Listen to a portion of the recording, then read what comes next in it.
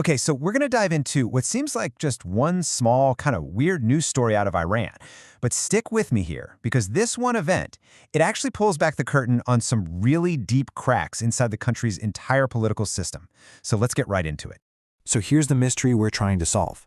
You have these really well-known political figures, right? They get arrested one day on some very serious charges, and then, just a few days later, poof, they're released. Now, how does that even happen?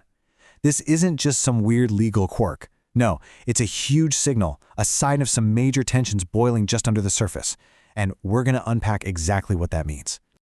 All right, first up, let's look at the incident that got everyone talking.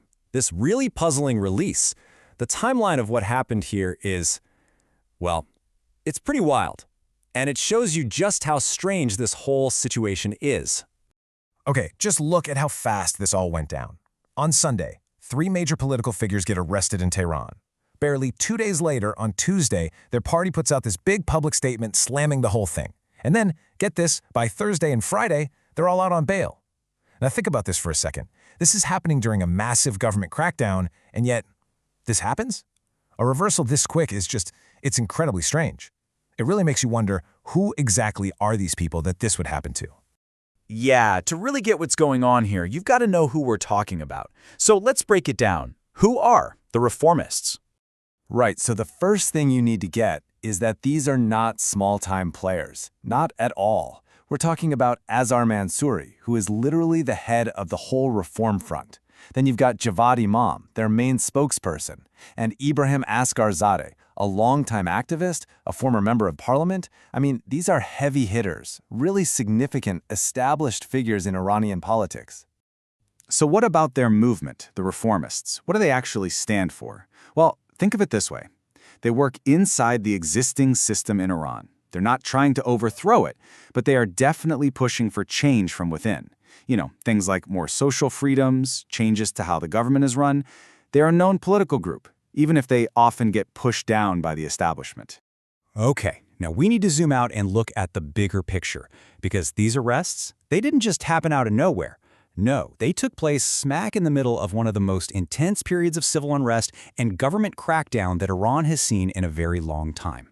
And the human cost here, it's just staggering. And honestly, the numbers themselves are a huge point of conflict.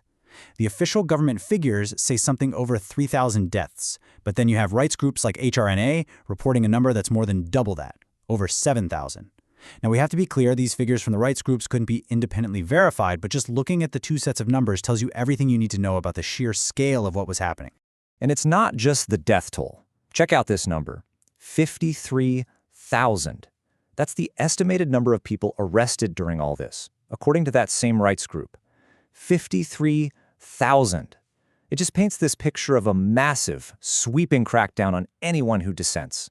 And that is the context. That's why the super quick release of those 3 reformist leaders is just so baffling.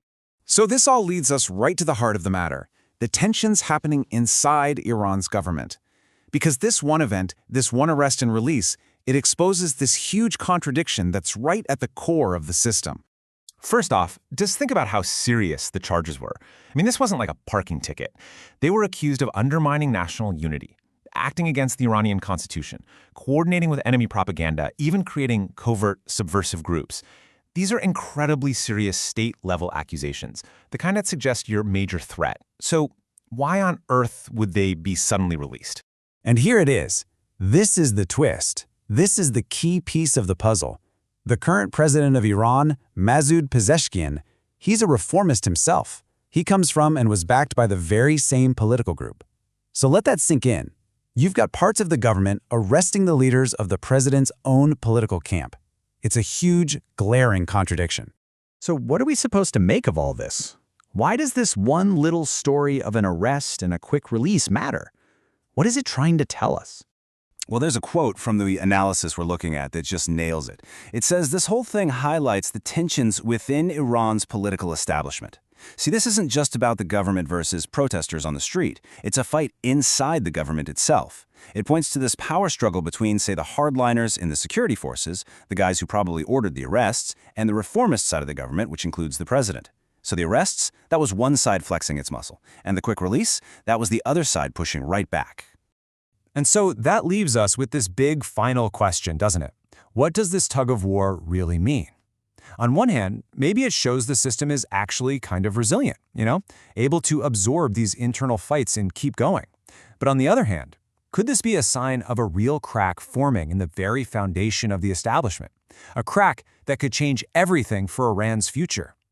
And what this one small story shows us is that the answer is anything but simple.